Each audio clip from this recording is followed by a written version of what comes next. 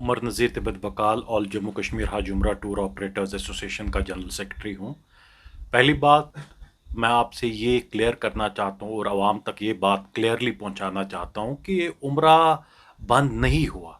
ये हमारे मुल्क के लिए वीज़ा बंद थे जो कि वजारत हज गवर्नमेंट ऑफ सऊदी अरेबिया ने कुछ माह एक माह पहले खोल दिए, बट हमारे पास फ़्लाइटों की रेस्ट्रिक्शन की वजह से यहाँ से लोग नहीं जा पाए। अब जब जाके लोगों गवर्नमेंट ऑफ इंडिया और गवर्नमेंट ऑफ सऊदी ने एयर बबल एग्रीमेंट साइन किया है, जो कि इन प्लेस 8 जनवरी को आ रहा है। जो फ्लाइट्स यहाँ से एयर बबल 8 जनवरी को जा रहा, वो दिल्ली से जा रहा है। श्रीनगर से हमारे पास कोई फ्लाइट नहीं है। जो फ्लाइट है वो दिल्ली से है, और अभी तक जो लोग यहाँ से जा रहे थे वो वाया दुबई और वाया शारजा से जा रहे थे। अब इनके पास ये सहूलियत फराम हुई कि वो अब दिल्ली से उम्रह का सफ़र तय कर सकते हैं।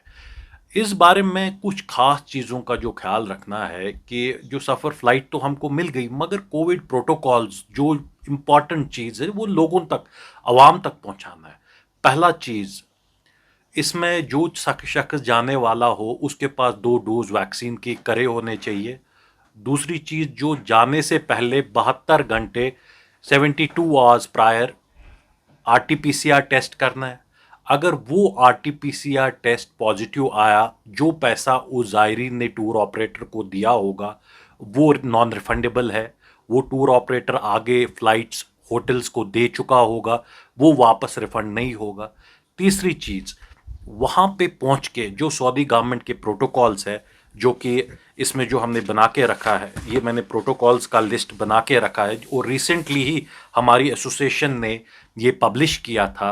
पहली चीज़, जो ही ये पैसेंजर बुक करता है 72 आवर्स पहले आरटीपीसीआर करना, और एक मुकीम पोर्टल है जो सऊदी अरब का प्री अराइवल रजिस्ट्रेशन है, उस पर रजिस्ट्रेशन करनी है। आपकी वैक्सीनेशन सर्टिफिकेट्स उस पर अपलोड करनी है।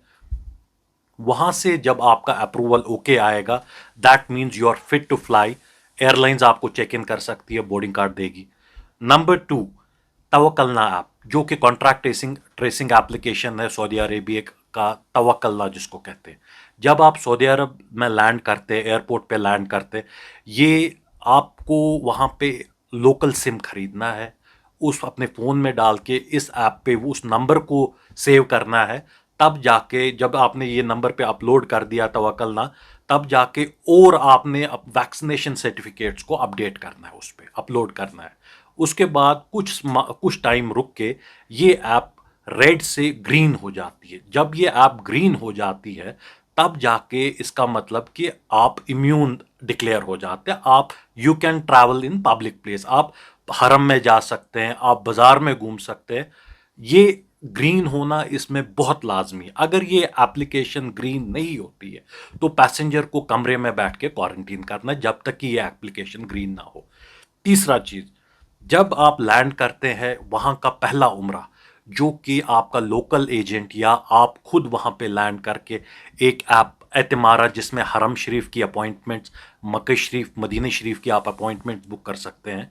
उस पे जाके आप अपॉइंटमेंट कर सकते हैं। आपका पहला उम्रा 15 घंटे में मिलेगा। 15 घंटे बाद जब आपको पहला उम्रा मिलता, आपका उम्रा हो गया।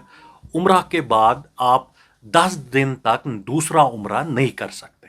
ये चीज़ लोगों में वाज़ेह होनी चाहिए कि बुक करने के अगेंस्ट कोई नहीं, आप कोई भी बुक कर सकते, मगर लोगों को ये क्लियर इंफॉर्मेशन दे, भाई आप जा रहे हैं, पहला उम्रा आपका पहले दिन होगा, 10 दिन बाद तक और कोई उम्रा नहीं होगा।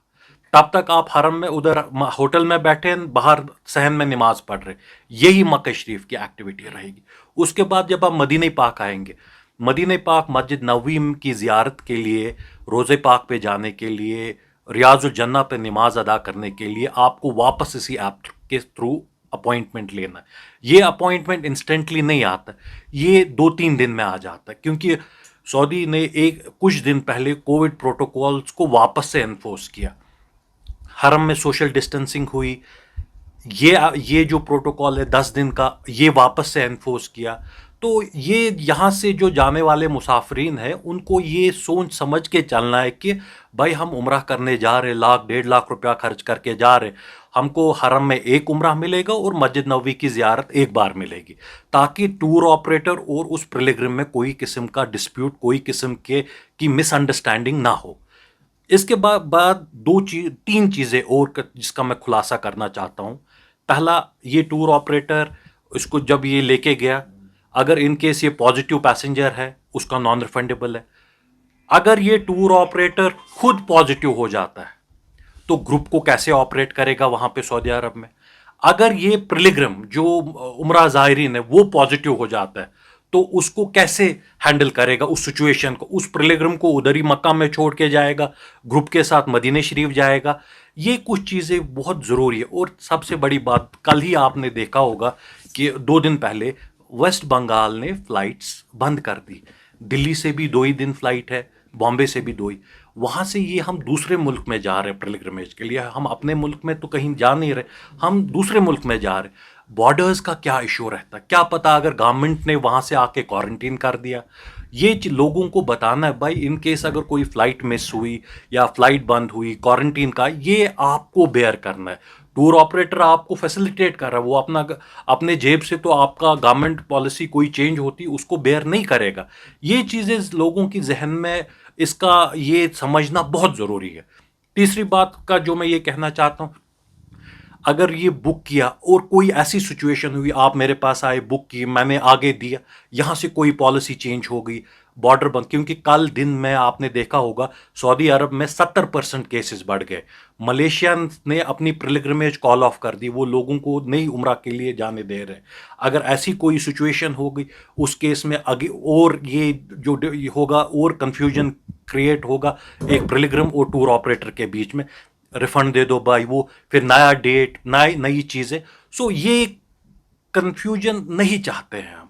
मैं बार बार ये दोहरा रहा हूँ कि हम इसके खिलाफ नहीं, किसी को ये नहीं बोल रहे कि आप बुक मत करें, आप बुक करिए, मगर लोगों तक ये चीज़ें क्लियरली पहुंचाए, ताकि जो ये मिसट्रस्ट है, देखिए 2 साल से तो हम बैठे हुए हैं, अगर इसमें किसी किस्म की बदजुनी हुई लोगों में कि टूर ऑपरेटर ने धोखा दे दिया, वो कर दिया, लोगों का मिसट्रस्ट आएगा।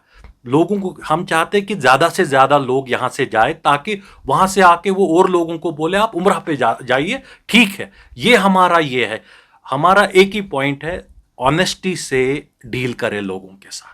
This is the main point we have. इससे मैं आपके ज़रिए से ये लोगों तक पहुंचाना चाहता हूँ कि अभी हज के बारे में न किसी को पासपोर्ट दे, न हज के बारे में सऊदी अरब बात कर रहा है। गवर्नमेंट ऑफ इंडिया ने जो हज का नोटिफिकेशन निकाला है उसमें क्लियरली वाज़ेह करके है कि subject to the approval of Saudi government. Saudi government ने अभी हज के बारे में कोई जिक्र नहीं किया है, तो इसीलिए मैं ये बात और दोहरा रहा हूँ कि हज का आपको कोई अगर बोले कि आपको हज पे लेके जाएंगे, पासपोर्ट दे दीजिए, पैसा दे दीजिए, कतई ही किसी को अपना पासपोर्ट और पैसे ना दे। हज का जब होगा ये सबके सामने पता चलेगा कि प्राइवेट टूर ऑपरेटर्स को हज का कोटा अलॉट किया या गवर्नमेंट हज पे लेके जाएगी। तो इस मसले के हवाले से लोगों को हज के नाम पे ना पासपोर्ट दिया जाए, ना पैसा दिया जाए।